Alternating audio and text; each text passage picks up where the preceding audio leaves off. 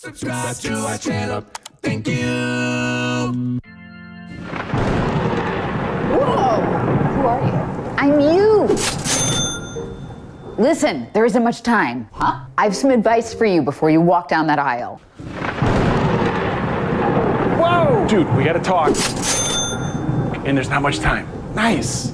You're gonna tell me who wins the next 10 Super Bowls, right? No. Actually, yes, that's a great idea. But a couple things before you get married to Kim. One day you're gonna renovate your kitchen and you're gonna have a 3-day fight over the backsplash looking too green. But he's colorblind. I know, but he's still gonna have an opinion. Don't back down. You're gonna have this big fight about a backsplash in your kitchen? What the heck is a backsplash? Actually, I still don't know, but she thinks it's too green. It's not too green. Well, why are you arguing with her if you don't know what it is? The man you are about to marry does not know how to replace a toilet paper roll. He will waddle with his pants around his ankles down the hallway to get Kleenex and still won't replace the roll. So I know we sometimes wipe with Kleenex. It's time to stop that. Well, what about paper towels? Oh yeah, for sure. She doesn't know about that yet. Okay, gift giving. He can't read your mind. What? No, he gets me. He understands. He gave you a mini Stairmaster for Christmas. What? While you were pregnant. What? Just give him a list. He loves a list. She's gonna get you a nose hair trimmer for your 43rd birthday. That's sort of lame. No, dude, you're gonna wish you had it sooner. Trust me. Don't correct him on how to load a dishwasher. You're gonna be stuck doing all the dishes. I hate doing dishes. Honestly, it'll turn into a fight and then he won't even touch them. Don't tell her you like your mom's recipe better, or she's never gonna make pork chops for you again. But I love fried pork chops. Oh, Kim doesn't fry them. What? After kids, you're gonna pee when you sneeze. You're gonna throw out your back when you sneeze. You're gonna pee when you jog. She's gonna make you trim your eyebrows. You're gonna pee when you jump. You're gonna wake up before 8 a.m. This all sounds terrible. No, this is gonna be fun, but it's also gonna be hard, and sometimes you're just gonna wanna curl up in a ball. Really? Yes, and that man is gonna try to help. He'll screw it up, but eventually he'll figure it out. There are gonna be times when she's really bummed out. And I can fix it? No, you can't fix it. She doesn't want you to fix it. Repeat after me. Wow, that sucks. I'm sorry, honey. Wow, that sucks. I'm sorry, honey. There you go. So you think I'm doing the right thing? Are you happy? Absolutely. You're gonna have beautiful kids, and you're gonna love his gray hair, and you're gonna fall asleep on the couch together anytime you put in a movie. It's gonna be great. Okay, here she comes. Okay, quick, next 10 Super Bowls. All right. Well, welcome to you guys. We are really excited that you guys are here and joining us for the marriage nights. Wanted to start with just a little silly video there, but we are grateful that you have taken time to come and invest in your marriage. Our church is actually doing a 3-part marriage investment. We did one 2 weeks ago. There's tonight. And then in 2 weeks from today is actually Valentine's Day. And that will be different. We won't be doing any kind of teaching or anything in here. Instead, what we'll be doing is providing childcare and or ministry to kids from birth through 12th grade so that you can go out on a date. Maybe you can practice some of the things that you have learned in these sessions. And just enjoy each other. So tonight is 6:30 to 8. We're extending it in 2 weeks to be 6 p.m. to 8 p.m. So if you have younger children and you would like to take advantage of that, we just ask that you would register your kids. That's at ourcalvary.org/events. You do have to do that at least a week in advance to make sure we've got childcare and stuff lined up for you. But for tonight, I wanted to let you know just kind of broadly what the flow is. We are going to have a presentation where we kind of learn and grow together. We'll take a 5-minute break, and then we will have a Q&A session where I'll kind of host that, and then our presenter for tonight will be kind of the primary answer giver, and then Pastor Bob will be up there as well to kind of augment anything as well that's said. So part of what's going to make tonight really helpful and valuable is for you to text in questions that you have as you are listening to the talk. So all the information is up there on the screen. It'll be up there as a QR code that you can scan. And we're going to be talking all about how to disagree well. So if you even if you don't have a question right now because you haven't heard anything yet, you can just load that into your phone so that you can go ahead and text anything in. And this is informal, so if you want to get up at any time, get some coffee, get some cookies, use the restroom, or if we're in the middle of talking about disagreeing well and you and your spouse need to fight, we do have a private room in the back. I'm just kidding. But I mean, I guess if you need to, you can. Okay, there is a brand new book that just came out by authors Josh and Katie Walters. And I thought this book was very, very helpful. And essentially the story is that she was not faithful in the marriage, and they worked really, really hard to rebuild that back together. And they talk about how they were able to do that, and to do that in a God-honoring way. And so it kind of has got 5 sections where it's like, start with you, take quitting off the table, allow others to be a part of your journey, and yield to vision. And I really think the last section essentially is really essential for all of us who are married, is to come up with our vision and where we're going and how we're going to get there. And so, you know how, like, always at, when you go to the wedding receptions, it's always like, who's been married the longest? And they always get like the big round of applause, as they definitely should. I wanted to switch up our little book giveaway for tonight and ask, who is the closest to getting married? So if you are engaged and here, would you raise your hand? Okay. And can you, wow, we got 1, 2, 3, 4, 5 couples. All right, let's give it up for our couples. Oh, well, young love. We love young love around here. Okay, when is your wedding date? We'll see who is going to be closest to today. Uh-oh, August. We got a disagreement already. You guys came to the right place. Are you automatically disqualified or do you automatically win? I'm not sure. August, September? August? Oh, I see. There was 2 answers. That's what threw me off. Okay, I thought they were like still figuring out when they're getting married. Okay, August, September. So August is the winner. July. Paul's in the lead. Oh, man. Sorry, Cam. And how about you guys? October. All right. Well, Hannah and Paul, you may come up and get your free book. And I did want to let you guys know that congratulations to you guys. Oh, see, we already hit your Kindle wish list, just like that. Making dreams come true, 1 book at a time here at Calvary Assembly. There is 4 or 5 more copies of that book. If that is something that you'd be interested in, you could just feel free to grab it on your way out or at any point tonight. You're welcome to help yourself to that. All right. I'm going to open us up in prayer, and then I want to introduce our speaker. But if you would just bow your heads and close your eyes. Lord Jesus, we're thankful for the gift of marriage, and we take it seriously, and we know it can be a lot of work, and it can be a lot of fun, but God, we are asking tonight that you would just come and you would speak to our hearts. We say that we are open to you, we're open to your presence, we are open to your insights. So would you come and help impact our hearts and our minds to become more like you so that we can love our spouse faithfully and well. In Jesus' name, amen. Amen. Okay, I want to tell you a little bit about our speaker here tonight. She is a licensed marriage and family therapist. She's been in private practice since 2009. Before that, she worked at Agape Counseling. Some of you may be familiar with that. She worked at the Charles Finney School and at Roberts Wesleyan University. She worked first in the counseling center and then as an adjunct professor in the MSW program, teaching couples therapy. She's got 2 grown children, one who is married and may be here tonight, and she has a fur baby who seems to never grow up, even though she's 15 and a half years old. Would you guys give a big, warm Calvary Assembly welcome to Francesca Frisco?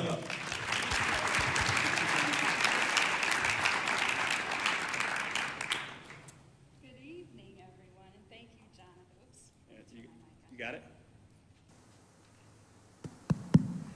Good evening, everyone, and thank you, Jonathan, Pastor Jonathan. And wow, you're right, the bright lights, once you're standing here, yeah, so no close-ups. I wanted to just make a note about the comical video. There's that one sentence that says, wow, honey, that stinks. They used another word, but that stinks, I'm sorry, hon. That's empathy. You know, what that is showing that you heard and you're just validating that person's feelings, right? And it reminds me of something, so I'm gonna date myself here. There's a movie from 1992 called White Men Can't Jump, so probably some of the people in the room will remember that. It's with Rosie Perez and Woody Harrelson. But throughout the whole movie, Rosie Perez is telling Woody that, you know, she just wants him to listen, that he doesn't need to tell her what she's doing wrong and fix the situation, that, you know, just hear me, just listen. So he works on that during the whole movie. It's really funny. But then at the end of the movie, she's saying, it's like one morning, she's telling him how thirsty she is. And he's listening. And he's wow, you know, yeah, I get that. And he's asking questions to deepen it. And she gets angry because she said, you know, can you get me a glass of water? And he said, oh, I thought I'm not supposed to fix anything. So and she goes, well, you know, there are some, like when I say I'm thirsty, I want water. So it's kind of like one of those things, you can't win. So, but again, my name is Francesca Prisco, and all those things that Jonathan said about me are true, and I'm honored and I'm privileged to have this opportunity to speak tonight. I really don't do this very often. I do speak to couples in my office all the time, but not in a large setting like this, so I'll do my best to impart, you know, what I know and what I do to all of you, and I just ask that God speak through me and that I do his will tonight. And actually, I'm very happy to see that you're all here tonight, because what that means is that you're investing in your relationship. And that's important. That's very, very important. And I don't think you can do too much of that. But if you're here and your relationship is doing well, then you praise God. If it's struggling, then it's okay. Because what I tell everybody is it's never too late. The fact that you're here or watching this from home means that there's hope, and there always is hope. So, but as we move forward tonight, really the first thing I want to say is I want to challenge each of you to examine and measure your own attitude and your own actions, not your partner's, not the person next to you. It's very easy to do that, you know, because we see outward, right? So it's easy to see somebody else's actions and what they're doing. So I want to ask you to focus on yourself, because the more you believe that your partner should be different or change, the less initiative and responsibility you will take to change the patterns between you. So take responsibility for yourself in your own growth areas, because that's really what you can control, and you will have the most effect doing that than, you know, trying to change your partner. And if your partner's working on that, if you're each working on yourself, then that's your best chance at success and, you know, joy and happiness in the marriage. So, okay, so I'll go ahead and begin. But so as Christians, right, we're commanded to love one another. So what does that really mean in a relationship like marriage? You know, foremost, that means commitment to Christ and to the relationship. So first, I always say, you know, turn to Christ for help to address your problems. Basically, have you put your relationship first above yourself? Now, self-sacrifice in this culture is very challenging because it's opposite of what we're told and what's stressed, right? Personal fulfillment, personal freedom, self-care, that's a big buzzword, right? And I talk about self-care in my practice, because I also do individual therapy, so, you know, I know people shouldn't be ignoring themselves completely. And then self-protection, right? These are the things that the culture stresses, which can be very different than self-sacrifice. But often the main problem in relationships is selfishness. It's not necessarily the circumstances. Circumstances are a lot of the times just symptoms of deeper issues, which are the root cause. Pastor Bob's example 2 weeks ago when he talked about the couple that unfortunately divorced over toilet paper and peanut butter, I would guess that there was much more going on there. And I would guess that there was a selfishness going on there. And I'm not judging them. They probably just didn't know how to repair and it just got worse and worse and worse. They probably got into a loop. And I'll talk a little bit about that later. So if you're truly committed in your relationship, then you're going to figure things out, no matter the circumstances. Lifelong relationships are primarily a result of commitment, both partners having a steadfast commitment to finding a solution together. So really, what was the commitment and promise you made in your vows? And for some of you, that was a while ago, and it might be good to kind of get a refresher on that. You always need to have and hold space for your relationship. That doesn't go away. And your actions today supporting your vows?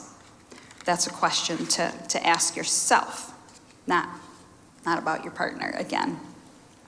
So commitment leads to lifelong relationships, but this doesn't mean that they are void of challenges, right? That doesn't mean you're not going to have challenges in your relationship. Disagreement is one of those challenges and what we're talking about today. So when this happens, and it will happen, you both need to be willing and able to make the sacrifices needed to live in harmony, meeting each other's needs. Now there are typically, I thought this was important to say, there's usually 5 reasons or problems why couples disagree and why they turn into like fights or they get stuck.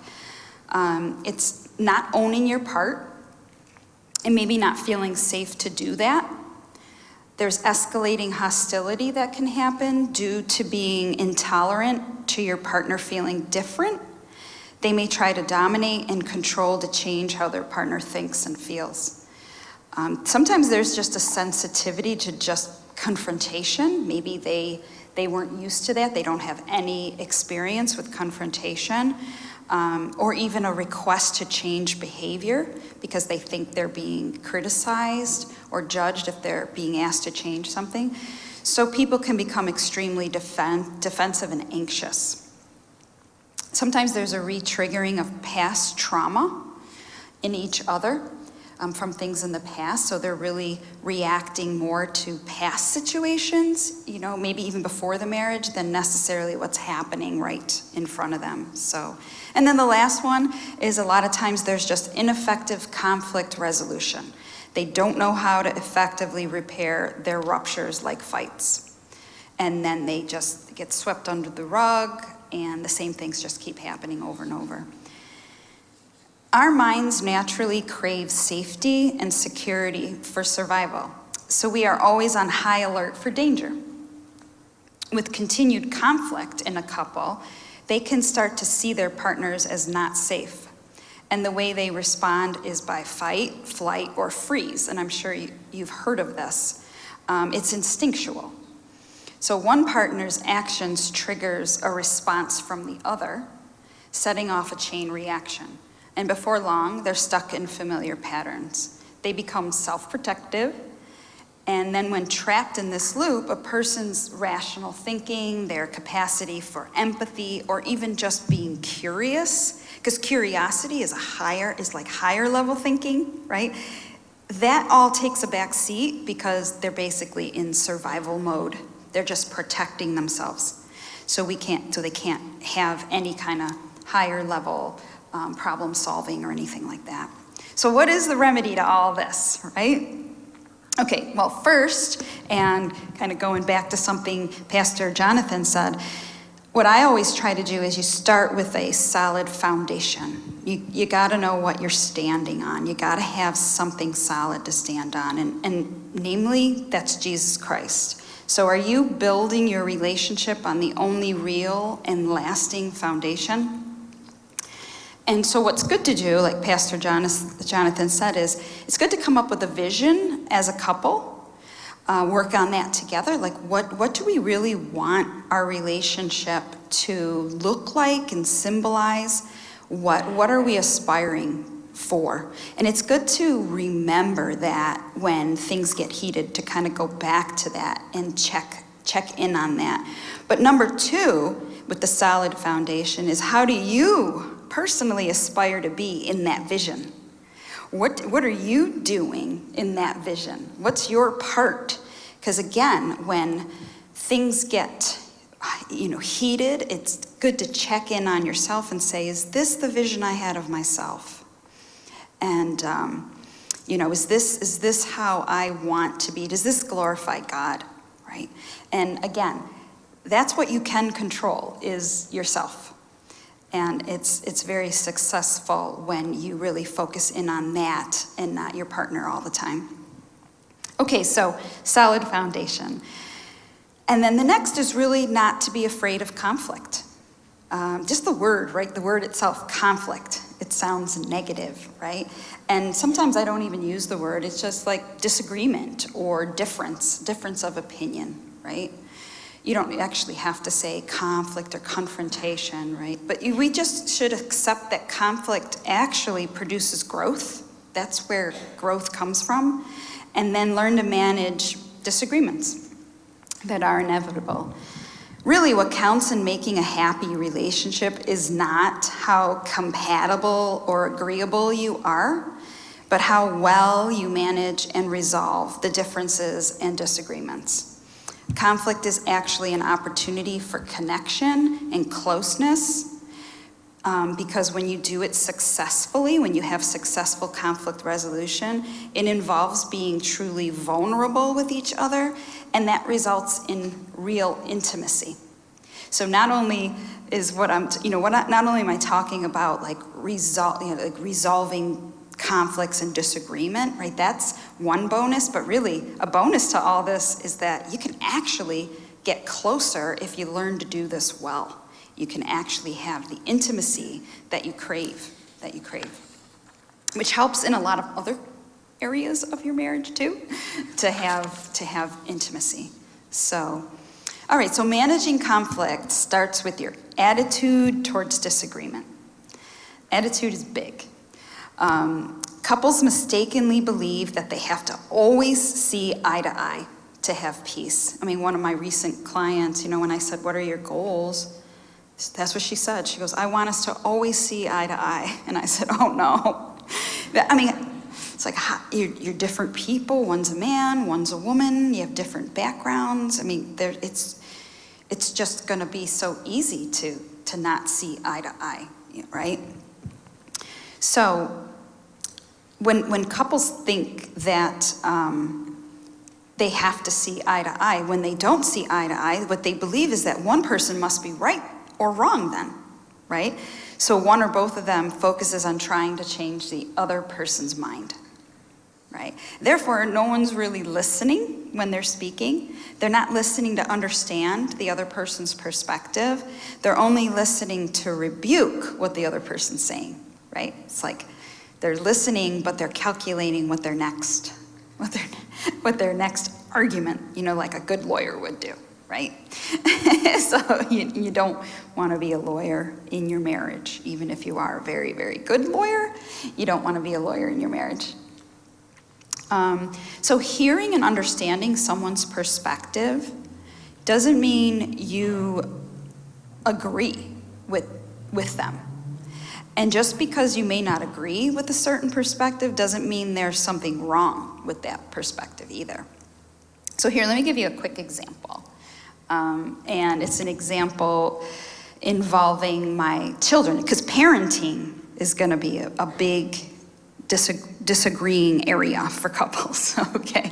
It's a big one. There's like main things that couples argue about: money, parenting, sex, things like that. So parenting is a big one.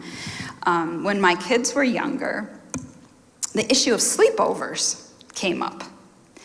So I came from the camp of sleepovers are risky. And, you know, the too many bad things can happen. Now, I'm a therapist, so people sit in front of me and tell me about all the awful things that happened at sleepovers when parents weren't supervising, right? So, you know, that's where I come from. Plus, I was raised with a very strict father, and very rare to have a sleepover, very rare. So, you know, he kept me close and protected. So I come from that, right? And my kid's father at the time, you know, believed that, you know, these can be healthy, and why not expose them to other families? And, you know, this is a way for them to mature and experience life. So, you know, you could easily get caught up, and we did kind of like disagreeing about who's got the better perspective or who's right. Are sleepovers good or are sleepovers bad? But see, that's where couples get, you know, we're both right.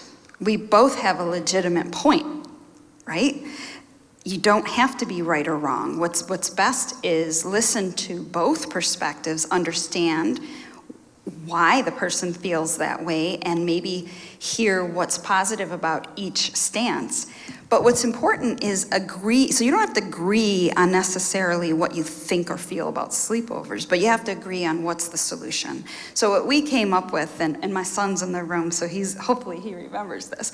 What we came up with, because that's, you know, we changed the conversation to, well, what's the solution to this? Instead of constantly arguing, what's the solution to this?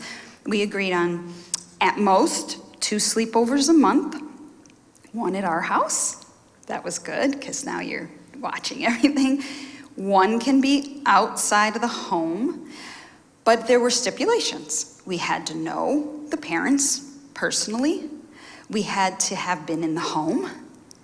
Other things too, if there were older siblings in the house, we didn't want them to also be having a sleepover on the same day. And not 2 sleepovers consecutive nights, because they always come back miserable, by the way, from a sleepover, because they don't sleep much. And if you have 2 in a row, you can't manage them. They are not well. So, we never did it on a school night. You know, some parents feel differently, not school. But that was the way for both of us to be, you know, heard, and, you know, we felt like, okay, both of our concerns are being met, but in a way that is mutually agreeable to the both of us. So that's really the what I'm trying to explain, is that's what's important, is agreeing on the resolution, not having to agree on having the same exact opinion.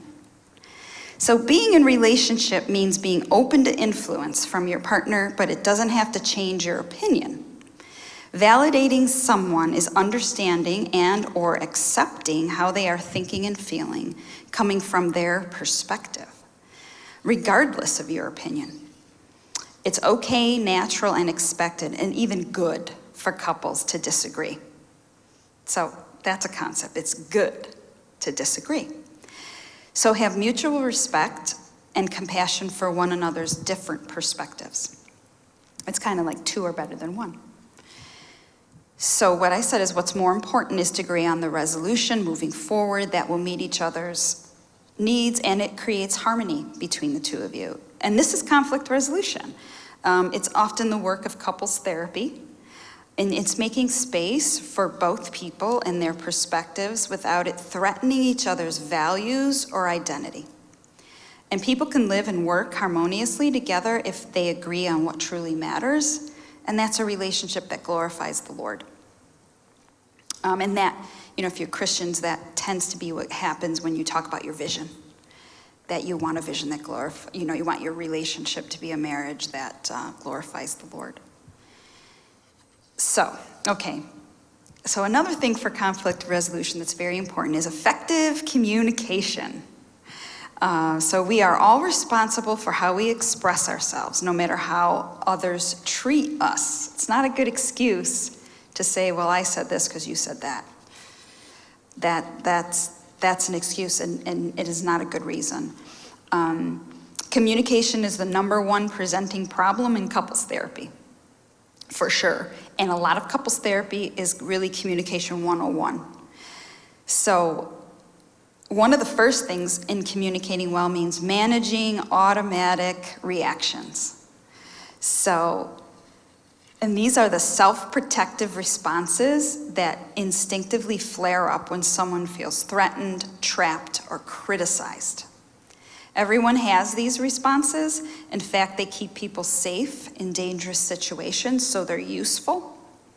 The problem is that most of the situations couples face on a daily basis are not life or death, but they might still react to them as if they are. So anger is a big one, is one of those self-protective responses. Now let me say something about anger, because this is really important. So anger is a secondary emotion. I don't know if anybody's heard of that. Anybody in here heard of that concept? Okay, there are a few of you. So what that means is it's a secondary emotion. It's protecting us from a primary, more vulnerable emotion, like hurt, insecurity, shame, guilt, deep disappointment. And that list can go on and on and on. It's deep. But those emotions are harder to sit with, even to recognize them ourselves. And a lot of times, unconsciously, we don't want anyone else to see them either. So kind of anger swoops in. I call anger like the superhero. And it causes a smoke screen, right? What everybody sees is just anger. And it distracts us and others from the primary emotion. You know, and sometimes that primary emotion can just be like insecurity, right? Anger is defensive and offensive. So here's another example of a couple, a newlywed couple on Valentine's Day, which is coming up. So this is kind of neat. I actually hadn't planned that, but it stands out to me. It was their first married Valentine's Day, and she had arrived home first, and she planned on surprising him with a nice dinner, a nice Valentine's dinner, his favorites, made a heart-shaped cake, put on a red dress, really excited. He calls and says, "Get ready, we're going to dinner with my parents." And she did not have a good reaction to that. Very angry reaction. How unthoughtful of you, just all like name calling, and I can go on, but really the point is what was happening underneath is she was extremely hurt and actually felt a little insecure that maybe her husband wasn't like loving her or feeling the romance anymore like she was. And that's hard, that was kind of like scary for her to think like, wow, we haven't even been married a year and already you don't want to have like a romantic Valentine's Day. But if she would have been able to express those feelings like, oh, I'm hurt, or I'm feeling insecure, right? He could at least respond to those feelings, but instead she was criticizing him and judging him and calling him names, so he reacted to that. And he behaved badly too with what he said in return. So that's the point with primary and secondary, and how anger is just protecting us. So really, my biggest advice is never speak when you're angry. Just zip it. And that's it's hard to do. It's hard to do because sometimes you got to get it out. And so like what I do is I write about it, just write about how upset you are. But what you'll find is when you calm down, you don't want to communicate any of those things you said while you were angry. You'll change it, maybe say it in a different way, but a lot of times I just wipe it out. I'm not going to say any of it. It's nothing useful. So the only thing really to say is when you're angry is I need a timeout to calm down and pray. And that's the time to explore what the primary emotion may have been. And that's what we need to communicate when we reconvene. So the advice that you hear all the time at weddings, never go to bed angry, is actually very misguided. I cringe when I hear that at weddings. Most people don't solve problems well when they're mad at all. Each person just gets more and more furious, and they become overwhelmed with emotion. They experience something called flooding, which is a psychological response that leaves your heart pounding, your concentration is compromised, and there's no ability to resolve arguments fairly or amicably, right? Instead, sleep on it. Conflicts are best dealt when you have calmed down and well rested. At night, just focus on what's good about your relationship. Then no matter what, even if either of you are angry or exhausted, kiss or hug goodnight, whichever one you feel you can do, because that honors the relationship and it honors Christ to do that. But conflicts do need to be dealt with timely, though, to make sure disputes don't get swept under the rug and then just keep reappearing, but just not at bedtime. Just not at bedtime. Because you'll be up, couples are up all night. And it's not good. It gets worse and worse. You don't, then you're tired and miserable the next day. So, not good. So, setting weekly check-ins with your partner can help make conflict resolution easier. The Gottman Institute, which I don't know if anybody's heard that, they're a couples institute. They're very popular, but they call this the State of the Union meeting.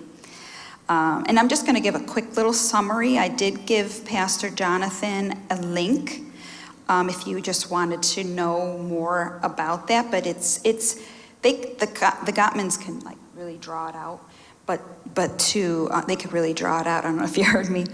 But really, it's kind of simple. It's the first part is you share appreciation for each other and aspects of your marriage that are working well. And that sets a tone to not forget the positive things, to always remember them. And you want to reinforce it. Like if you like, hey, he's making me coffee every morning. This is wonderful. Like, let them know. Like, you love that, right? That makes you feel loved or thought about, right? So that should always be a part of the weekly check-in. And then second part is then to address the areas of conflict or the areas of improvement in a productive way. When you make these regular, it helps keep you both feeling heard, understood, and appreciated, and it prevents issues from building up. Like a dam, if you think of a dam and the way water builds up behind that, when you finally talk about it and you let it out, it comes out way too hard. Whereas if you're having the weekly check-ins, it trickles out just like a stream, and it's softer and easier to handle. They also give you the opportunity to practice problem solving and get comfortable with it. And that increases the feeling of being teammates with each other. So conflict resolution, and that's the second part of the State of the Union. So really, this is what it involves. The first is you identify one issue that you're going to talk about. Don't try to talk about like all of them all at the same time. Just pick one. Just pick one. And you have to, agree and commit to sticking with the one issue. Try to define it from a third person point of view. Like how would someone looking in like me, like a therapist or one of your pastors, define the issue if they were looking in? And number 2 is taking turns speaking and listening. Like what do you each think? What do you each feel? What do you each need? This taking turns, right? Couples don't naturally do that. They're just, right? It's really important. Now, this is the most important part, the speaking and listening part, because problem solving or giving advice before understanding each other's feelings or perspective is very counterproductive and actually interferes with reaching a solution. I mean, think about it like this. I'm a therapist, right? So if someone came into my office and they're talking about 5 minutes and I go, got it, and here's what you do. I haven't listened, I haven't heard, I don't have any understanding of who they are. I mean, it can take several sessions to really hear, some with the more deeper issues, right? That would be silly for me to try to be helping them problem solve when I've only heard 5 minutes of what they're saying. And it can be really misplaced and do more harm than good for me to do that. But this speaking and listening and taking turns, it's also important because this creates the opportunity to be fully heard, to be fully known and fully accepted by your partner. And this is what leads to genuine intimacy, that closeness and connection that couples crave. It's why we get married, right? That's the fruit of relationship. Some time ago, I was looking up like marriage prep. I was Googling, and there was this one church that came up, and it was interesting. They had this little side note, but it really was profound. Being fully known and fully loved and accepted, or like love and accepted can be interchanged, right, by your spouse really brings one of the greatest joys, to be fully known and fully accepted by your spouse. That's intimacy. That is what intimacy is between two people. So, stick in here. Sorry. So, a couple notes. As speaker, use I statements, right? I think a lot of you have heard that I statement mentality. You use that to express your thoughts and feelings without blame, criticism, or judgment, right? Keep it about yourself. It doesn't serve you well to use words like right, wrong, good, and bad. This is not about persuading your partner to change their viewpoint. When you're upset and ready to, when you feel yourself being upset and ready to criticize their opinion, instead, communicate your vulnerable feelings. Talk about what you'd like or need. Like, for example, instead of saying, "You always neglect me," right? That's a judgment and a criticism, right? You always neglect me by being on your phone all the time, right? Instead say, "I feel neglected or uncared for, or not there in the room, or not appreciated," right? I feel neglected or not appreciated. That's speaking vulnerability when you're on your phone, right? You're using a very neutral, like when you're on your phone, that's it. You're saying, but this is how I end up feeling. It doesn't mean that person is purposely doing that to you. It's just how you end up feeling. They're not intending to do that. So that's your role as speaker. Now, as listener, you're really tuning into your partner's perspective. This is not about you at all. You get curious and interested about their emotions, what they are experiencing, what they worry about or are afraid of. This is empathizing with them. Acting relationally requires you to be open to influence from your partner without losing track of yourself in the process. That ultimately is how partners work with their differences, by having mutual respect, empathy, and compassion for both themselves and their partner. So when you're listening, that's what you're doing. You're just mostly staying quiet. You can ask questions, but only to deepen your understanding of their perspective. When the speaker's done, respond with empathy and summarize what you heard. Keep summarizing until the speaker feels you get it. So something I like to explain here, I don't know if any of you have seen the movie Pete's Dragon. It's one of my faves. It's a cute little movie. It's old. I'm dating myself with all these movies. But in this movie, there's a little boy, very, unfortunately, he's really orphaned, has no parents. He kind of wanders from place to place. He's disadvantaged.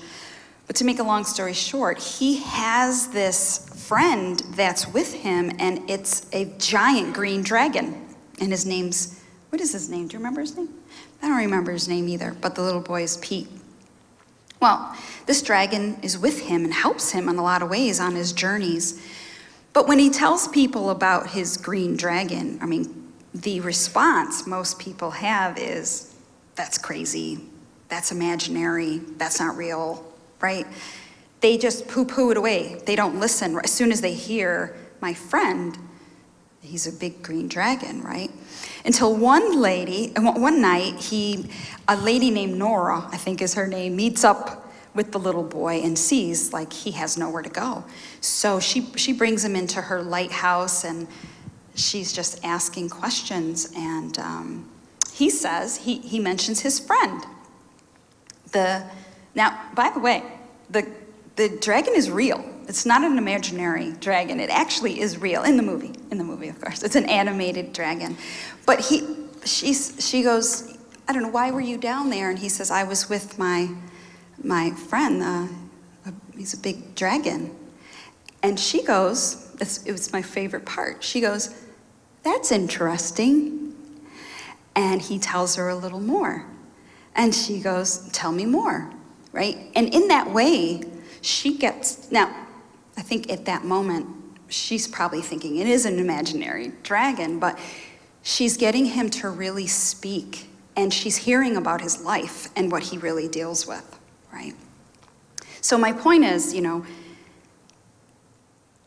she was interested and didn't just dismiss what he was saying. And really, this is like when I hear that, the reason it stood out to me is in my office, that's what I need to do. I'm interested and curious in someone's experience of being a human being.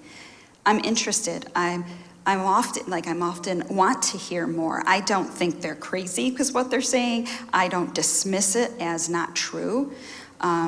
It's true what someone's feeling, right? Someone's experience is just true. So that's what I'm trying to say to you, is to try to get into that curious, interested role with your spouse. And then number 3 is, then after you've really truly heard one another, then you brainstorm options for a solution. And here's an example. So when we are having dinner, can you please leave your phone in another room? Don't presume you are entitled to it. Just simply make a request or a suggestion without criticizing them, using sarcasm or contempt. Then you pick the best option that meets both of your needs, and you commit to implementing it. And then it's good to set a time to evaluate the effectiveness of the solution. So some last notes that are important: take breaks. This is a good one, which like a timeout. If you find that you or your partner are becoming flooded when you're speaking, then take a timeout. And that's not, don't get offended by that. That's to take care of the relationship, right? So a positive win-win outcome is much more likely if partners aren't overwhelmed in the process.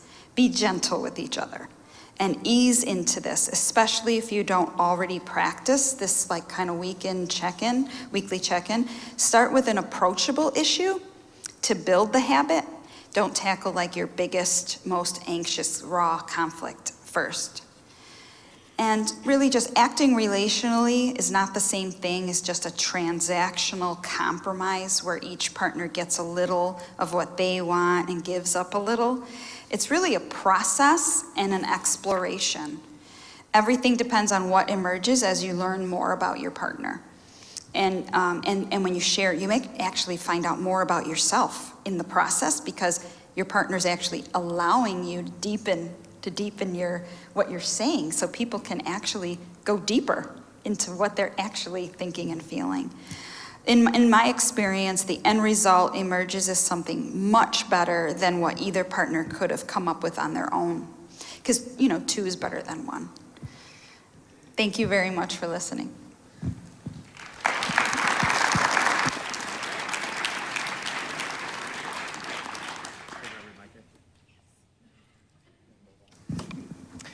Well, thank you so much, Francesca, for sharing with us. You've given us so much to think about and digest, and that is very helpful because there can be little nuggets that different ones of us can take from tonight. So very much appreciative of your time and your presentation. I'm going to give you guys a 5-minute break. Your only assignments at the break are to refill your coffee if needed. You can use restrooms if needed. And the other thing is, if you haven't yet texted any questions, I would encourage you to do that at this time. The other thing that I don't think I mentioned earlier is you can upvote what questions you are most interested in seeing or hearing, and that'll allow us to hit the questions that most people are interested in. And so we will get started with that in just 5 minutes. Take a little break, and we'll get started in that in just a minute.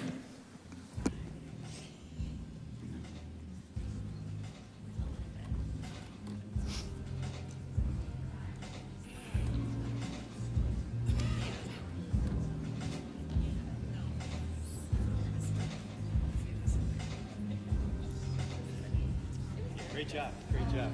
Yeah. You're okay. The stories just. No, it's okay. They're good as. No, they're helpful. You can't just stop them all the time. Stories are very helpful. That was good. Just now, I got picked up in the live stream. No, he used hers. But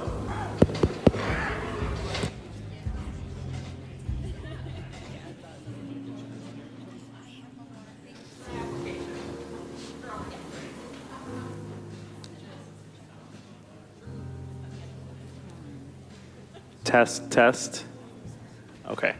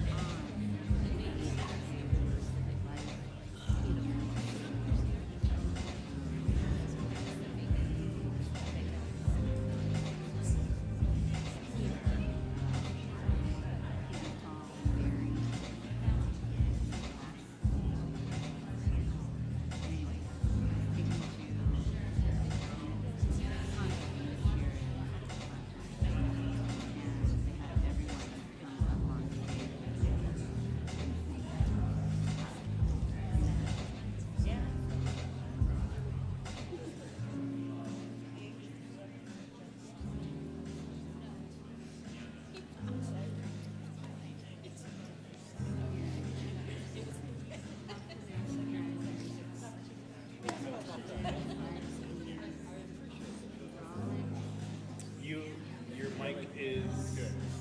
Should be good, right? You shouldn't need me. I literally, I am baffled. Yeah, and then I'll check my sounds. Yeah, I am baffled at like how easy of a fix it was. You knew it was gonna be that. Oh, it's good. You're not loud and stuff, but yeah, I got you.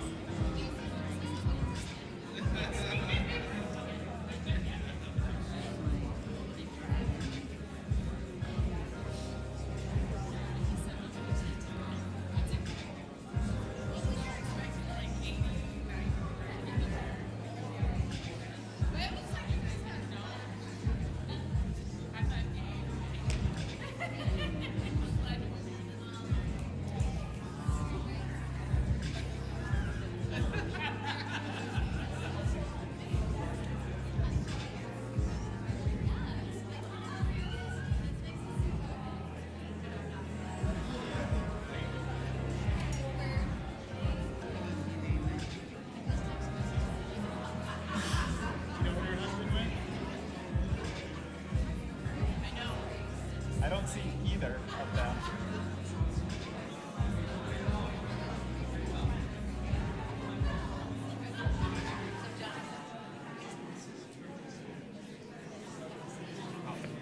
All right, Francesca.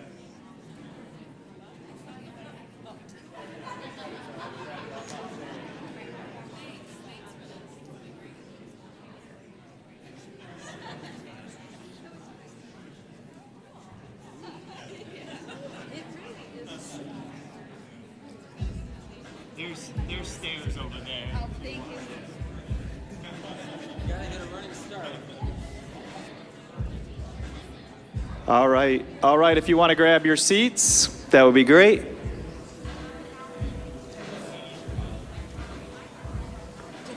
that my mic 5? Yeah, that's mine.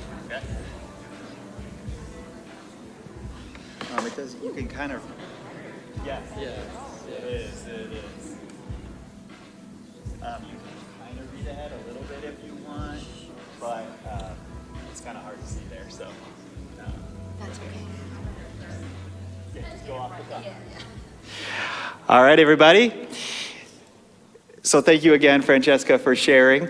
And yeah, what we really wanted to be able to do now was just be able to answer some of your questions that you guys have text into us. And so yeah, I would have you be kind of the primary answer giver since we're grateful for your time. And then PB, you can augment as the Lord leads. Augmenter sounds like a new movie series. Oh. So wait, hold on. Is this on? Yeah, you're on. You're good. So PB and J? PB and J, you got it. That's great. You got it. That's great. Dynamic duo. All right. Okay, so this question comes in. What if you feel like you are consistently the one making the sacrifice of your preference and your spouse is not ever or rarely reciprocating of that sacrifice? What do you say to a person who's feeling that way? I believe this even came up as a question in your after, where you feel like you're the one doing more of the sacrifice. I think you can actually go to your partner and be honest that that's what you feel like, and that you would like them to just, think about that and try to, work together in, and instead of it being feeling more one-sided. Yeah, I think that's fine to just approach them and say, this is how you feel, and ask them to be more mindful of that. A lot of times they just don't realize it. If you ask them to step up more, a lot of times I find that, couples want to.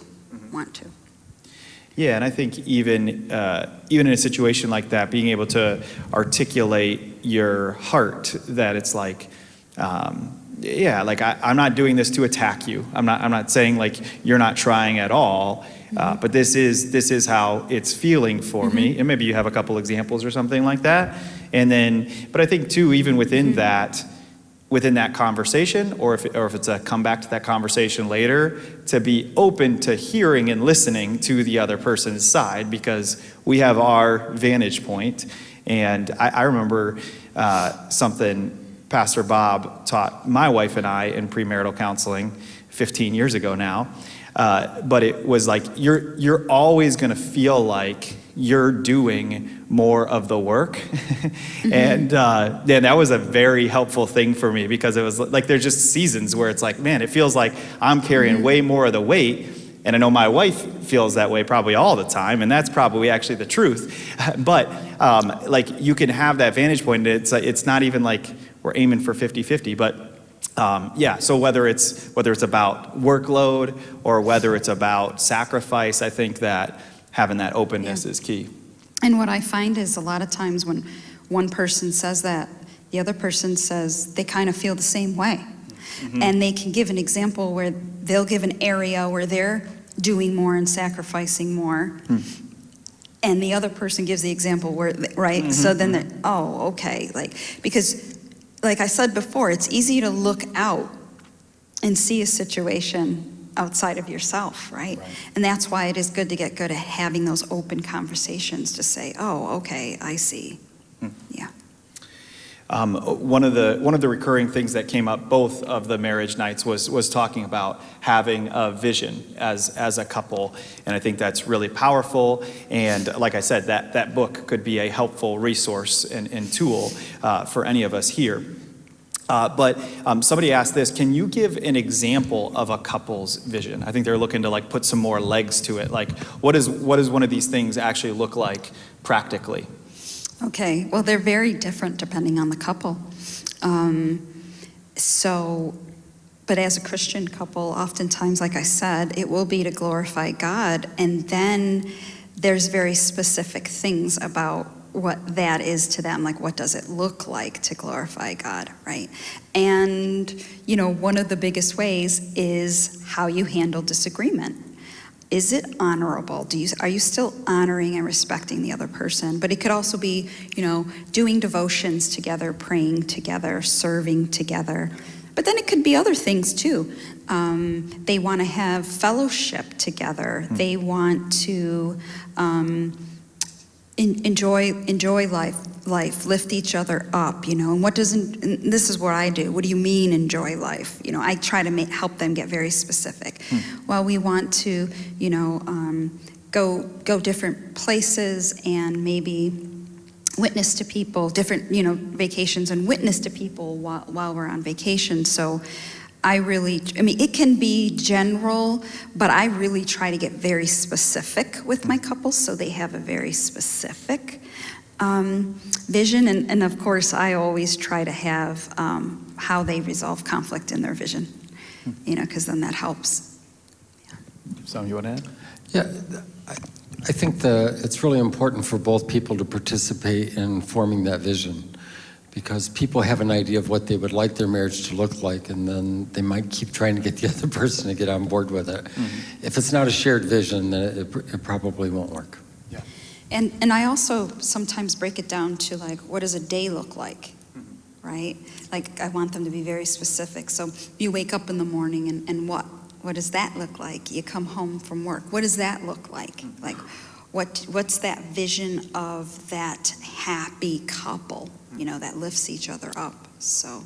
Yeah, because, most people are going to say things like, I want to enjoy this relationship. I want to travel some. I want to, you're going to list off I want to go out and get some good food sometimes. And I want to, it's, in a lot of ways, it's going to start very broad and very honestly common. But I think that part of what is helpful is then to start actually narrowing it down, like you were saying. It's it's got to be unique and specific to you as a couple.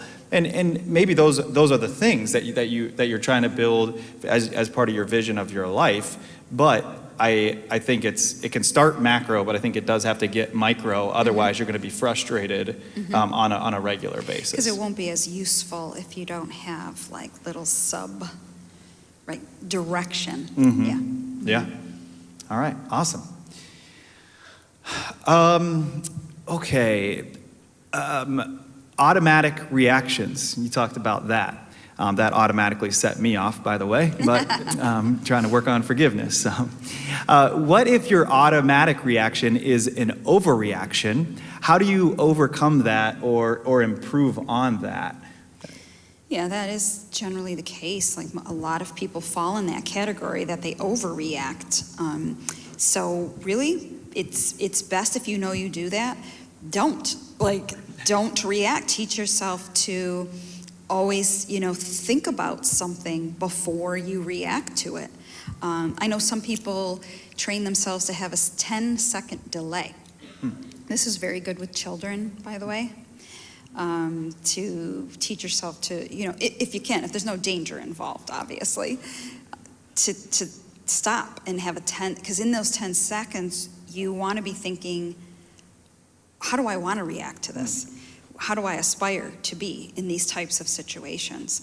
So yeah, if you know you're an overreactor, which is actually a lot of people, it is good to try not to have a very immediate emotional reaction. You might, but don't express it yet. Wait till you've maybe processed it a little bit more. Yeah, well, I was going to say, one of the things you were talking about from a psychology perspective is that flooding, it comes on really fast. Sometimes you might even physically feel it, or you get hot, or whatever. There can sometimes even be a physical reaction to what you're emotionally feeling. But that lasts for a pretty short window. Not that the frustration or the anger just dissipates, but in that 10 seconds, or saying let's pause, I need to think about this, let's come back to it. And I thought the other thing you said that is just crucial is setting the time right then, this is when we're coming back to this, as opposed to at some point we will, AKA never, because you don't want to, it's an uncomfortable conversation. But I think to say we're gonna pause this, we're gonna come back in an hour, once the kids are better, whatever the situation is. You're right. But I do think that even just that short-term fix of all right, this flooding comes on to me. All right, right now I'm going to say something that I feel and that I think, but that is not how I want to express myself. And so I think that there's a lot of good wisdom in that pause. And you could be breathing in those 10 seconds, deep breathing, which will bring that flooding down. And you even say, like, give me a second, you know? Yep. And if you've pre-talked about these things like you talked about, like, you've worked on it when it's like the stakes are really low and easy. Then when stakes feel now higher, now it's like I've gotten some reps under my belt that I can actually do this. Right. That's good. Do you have any advice for when the person seems to give no response at all? And they might even feel superior because they're not overreacting, but there's no reaction. Like how do you bring them into the conversation? So that's another one of those automatic responses. So some people react in anger or overreaction, but there's others that their reaction is to go quiet and they retreat because they can't handle conflict at all. And that's not good either. So that's them needing their time out too.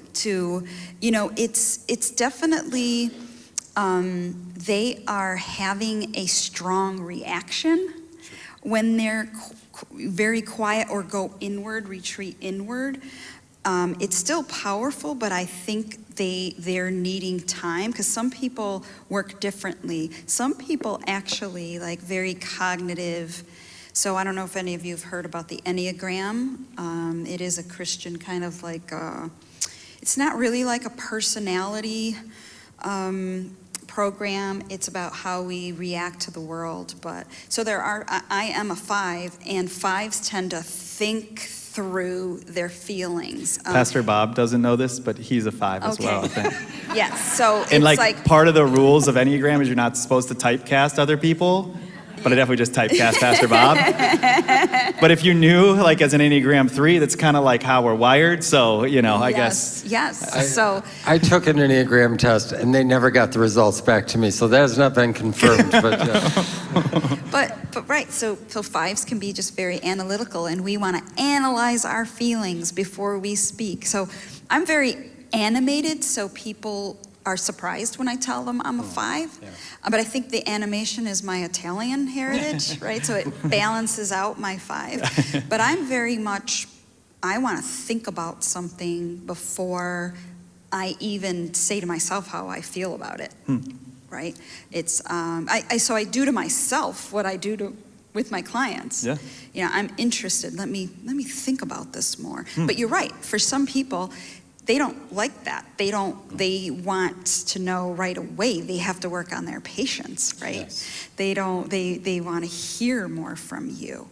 I think sometimes it can get chalked up as that's your true authentic self. Whatever you're feeling right away, that's who you really are. I'm not so sold on that. Like right. that might be what you're feeling in the moment, but that also might be the poorest version of yourself too. Right. So maybe it is the real you, or the sinful you, or the whatever. Right. But like let's take a second here. I think that's really wise. All right, this is in the same vein too. What advice would you have for a couple that views taking a break differently? One feels like it's going to be really helpful, but the other is like, let's address it. Let's get all the things out on the table. Let's talk this out. What would you say to a couple that wants to resolve things in a different timeline? Right, and I hear this a lot, that sometimes from past, like trauma from the past is being triggered when their spouse walks away. They feel abandoned. So that's something to work through sometimes, to say, this spouse isn't that person, and really trying to explain that this is a positive thing. If someone needs a break, to try to tolerate that it's okay, it doesn't mean anything negative, and to work on their own patience. And that's the time that they can actually work on themselves and really explore what am I feeling. So when you come back to the relationship, you can be very prepared. But yeah, it really like helping yourself realize that this is a planned,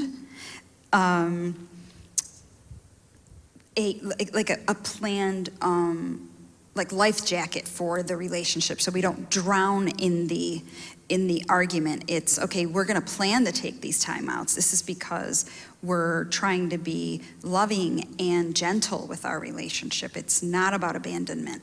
It's not about not caring. It's actually caring very much about it. Yeah. Awesome. All right, so what do you advise when anxiety is paired with anger, making sleep for one or both of the partners a challenge, or it's like they're staying up all night kind of a thing? What do you do when you've got, two things existing at the same time there? Actually, that was one of the primary emotions I wanted to mention, that anxiety is definitely a very common primary emotion that just comes out like anger. So then people, because if your pattern is, you argue and you're not resolving it, and then you have to go to bed, because you're probably fearful of what that means, right? We haven't solved it. What does this mean about our relationship? What is that person thinking now? Are they not loving me? Is this going to be bad? Like, there is this fear that people have. If we don't solve this right now, this is going to be bad for the relationship. And that's just not true. It doesn't have to be that way, especially if there's this agreed upon break or timeout that you take, especially at bedtime. But you can, rather than breaking abruptly, you can say, let's say one thing about each other, about the relationship that is positive, and still, some couples say, even though they're angry, right, and something's not resolved, they can still say, I love you. And, because you can be angry and still love the person, and they still say, I love you, we will resolve it, we will talk about this, and go to bed. It's really changing the habit, and if you can change the habit, you then can change, how you're feeling, and then hopefully be able to sleep, because it is important to be able to sleep. Yeah. Amen to that. Yeah. Pastor, did you want to add something? I think sometimes we take our cues from the shows we watch online and on TV, and they seem to resolve their conflict in 25 or 55 minutes. And there are some situations in life that are just more complicated than that. And you and your spouse are not going to resolve that issue in a single day. And the good news is you don't have to. You are committed to each other for the rest of your lives. So if this takes a little while, that's okay, because you're both working in it together. If you've got to get it done in 30 minutes, you probably won't make your best choices. Right, and the other thing I wanted to mention is, I talked a lot about resolving conflict. There are some conflicts that you're going to learn to manage well as a couple. So there could be situations where, there's always going to be a little conflict, but you can accept that and manage it better and not have it be divisive, right? So you can differ without it being divisive in your marriage. So managing it, and I think that's pretty much like Pastor Bob saying, sometimes it's not going to be this easy resolution that we're going to be managing this. So, and that should be with time. I even think within this too, to your point, Pastor Bob, I think one of the most comforting things you can even verbalize to your spouse, if it's like right before bed, things are still tense, they're not resolved, is to say exactly what you said, which is, I'm not going anywhere. I'm here for the long haul. We're going to work this out. Let's get some sleep, but we're going to be good. I know we're not right now. Neither of us are feeling this, but we're here for the long haul. And I think even sometimes just one partner being able to express that for the relationship can take off a lot of the anxiety and can take off a lot of the weight and can result in better sleep and rest. And then that results in the next day being able to actually have a fruitful conversation. Right. So I think that's wise. Because it calms fear. Yeah. It calms the fear. Absolutely. Okay. What are some strategies that you might have for us to help us learn to listen better? Yeah, I would say, sometimes we think we know everything there is to know about our spouse already. And sometimes I even hear like, you know, there's nothing new, I'm bored, you know, and there's actually so much to keep learning about your spouse. We keep evolving, we keep growing, we keep changing. There's so much. I mean, just asking that question, you know, how do you still want to grow as a person, right? Like, there's so much to really still know and be curious about. When we meet a new person, right, it seems easier to listen because it's all new, seems exciting, but really, you can keep evolving with your, and there's different ways of doing that, of introducing new things, whether it's a book that you read together and then listen to what they think about the book, and have they come any realizations, right? These are things you might not really have known about your partner. So that's why I say just really try to deepen your curiosity and your interest, and you will listen and want to know more about your spouse. That's really interesting. I'm thinking about that even in the context of whether it's a really good time or whether it's a time where you're like, my spouse is driving me up a wall. Living in this space of staying curious about your spouse, that's a fresh insight to me that, like, yeah, I'm like processing and thinking through, because if I am like asking things that are about, like, yeah, what did you listen to today? What was the best conversation you had? It just leads to very different conversations than just simply, trying to coexist and get the dishes cleaned and just do all the tasks, kind of a thing. Right. And you can even be doing the tasks and having the conversation. So I really appreciate that. That's good. Yeah, I think asking questions really helps. And then I do think that we get into routines in life, and so we tend to do the same things day after day. We don't really go much deeper. We just keep going over and over. So there are people who've been married 20 years, but they've really been married 1 year and they did it 20 times. And it's better to go a little bit deeper, but you do that through questions. And there's all kinds of things you can think of that will work like this. We've gone on vacation together, my wife and I, and sometimes I'll have her create a playlist to listen to in the car, and I'll create a playlist to listen to in the car. And we'll surprise each other by music that we like. We're in fact, there's been a couple times she was surprised that I even knew who those people were. But there's an area for conversation. And not agreeing on something, like she and I don't have the same tastes in a lot of things.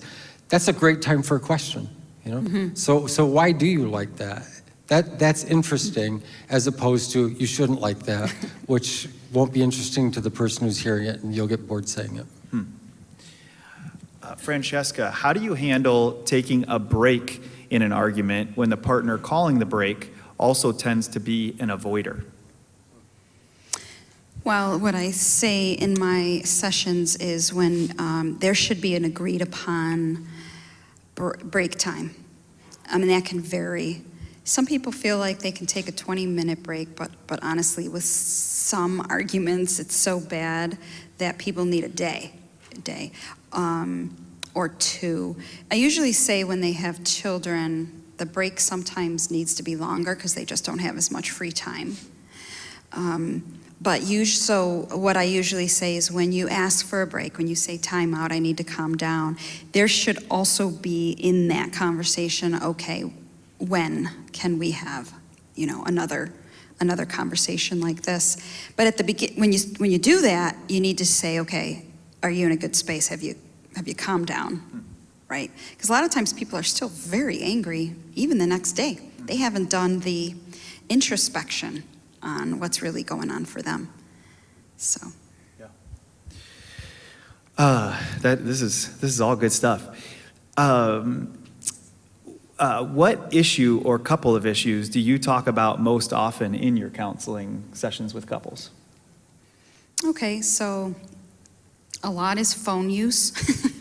Interesting. That's why. Okay. I use that as an example. Honestly, most of the stuff is like a lot of everyday stuff. Okay.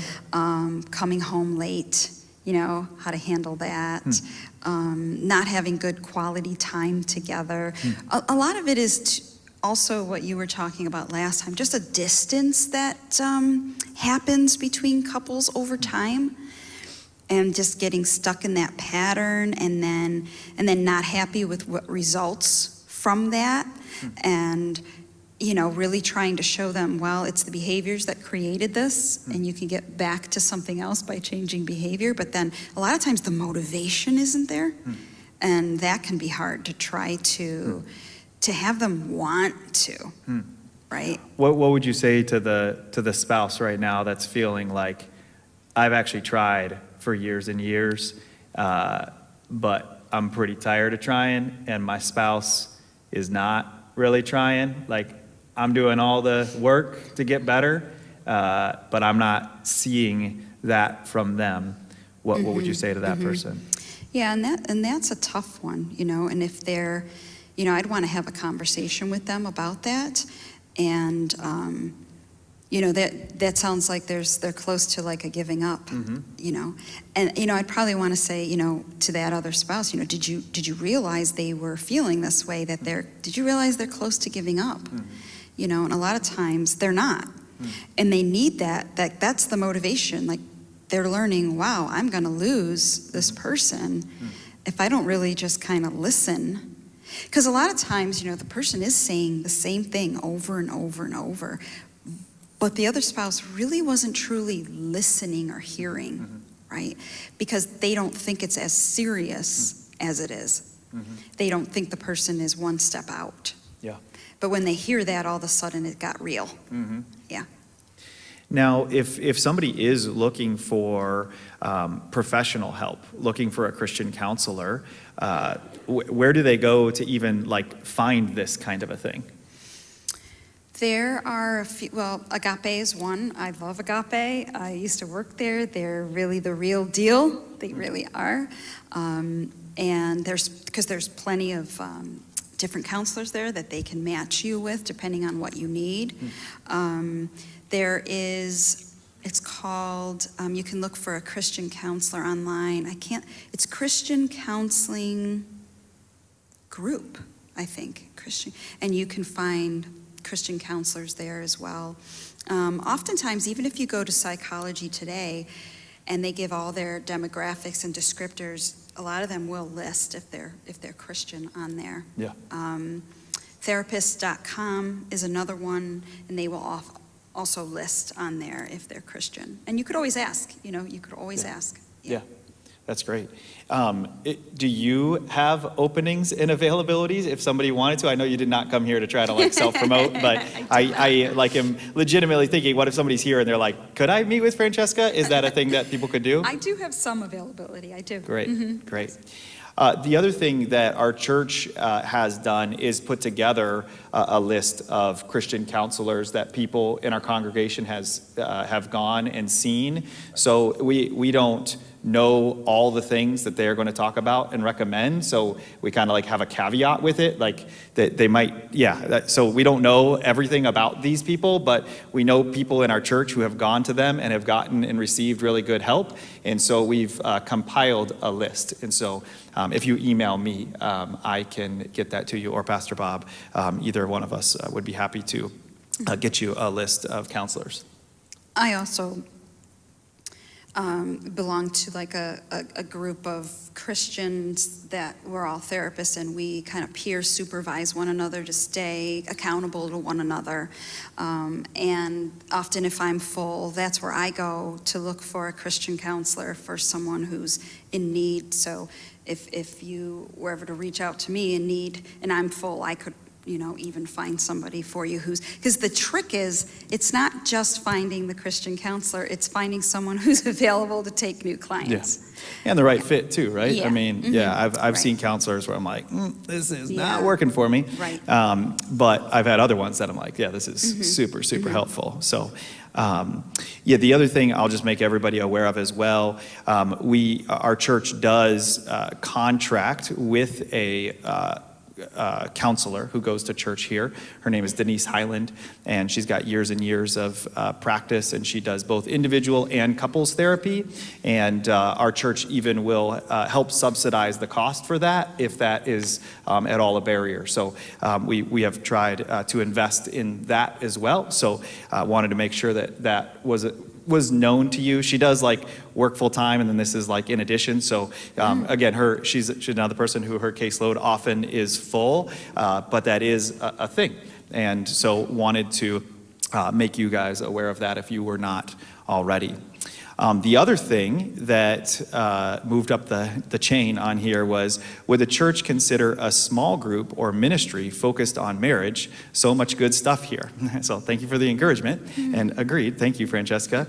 What I would say is we actually, public service announcement. Hey, I'm allowed to spill the beans, right, of what's upcoming here. We are going to be starting small groups coming up in about a month from now, month and a half. And so we'll be giving announcements around that and things. We're like finalizing all of our groups and getting the leaders all situated and set. But we are actually going to be going through a book study together on a book called Emotionally Healthy Spirituality, which actually like ties in perfect to what we were talking about tonight. And if I was thinking ahead of time, I would have thought about this, but somebody set me up perfectly. Maybe the Lord, I don't know. But we're going to be diving into this like really helpful book that it's got like a daily devotion that goes with it, as well as a book paired with it. That really just talks about dealing with our emotions and how our emotions affect our spirituality. Our whole staff did this together a few years back, and it was just like super helpful for even how to relate with each other and what could trigger us, like all the things. And definitely want to encourage you to take that step. We're not like segmenting out by every different kind of like demographic. We really try to encourage diversity of kind of all kinds, and including ages and single and all of that, and see a lot of value in that. But I will say there are some groups that have more of that flavor in it. And so if that's something that's like really important to you, talk to Amy Alquist, who's waving her hand right now, Vanna White there. She would be happy to kind of hook you up, or I can help you find the right fit group for you. But we're going to be announcing those groups here in the next couple weeks, actually this Sunday. Great. This Sunday is when we'll be first launching those. So that timing works out great. Mm-hmm. One of my hopes was about this conversation is that maybe if you're in a situation where you're struggling, you might be a little more likely to reach out for some professional help, because that can be super helpful. I think sometimes we're worried a counselor is going to choose sides rather than work towards the relationship. And then it's entirely possible that your spouse is unwilling to participate in couples counseling. That doesn't mean that you can't go to a counselor for yourself, because if you get healthier and you get better, that's automatically better for the marriage too. So I think that can be a good step forward. Awesome. Mm-hmm. Well, can we all say thank you to Francesca for using her time and talents and wisdom to bless us tonight? My pleasure. Thank you. Thank you. Pastor, if you would close us in prayer, that'd be awesome. Father, our heart craves intimacy, and yet there are parts of us that seem to war against it. It's not on purpose, and it surprises us when we do it. We're grateful for wisdom in your word and the wisdom of counselors that help us move towards intimacy rather than away from it. Just ask that you would use this conversation tonight maybe to start some more conversations at home. We thank you for that in Jesus' name. Amen. Amen. Well, guys, you guys are dismissed for the evening. If you want further conversations with anybody from our pastoral team, I also want to say that as well. We are open and available and here to support you guys. Thank you guys so much for being here. And can we give one more round of applause for Francesca? Thank you, guys.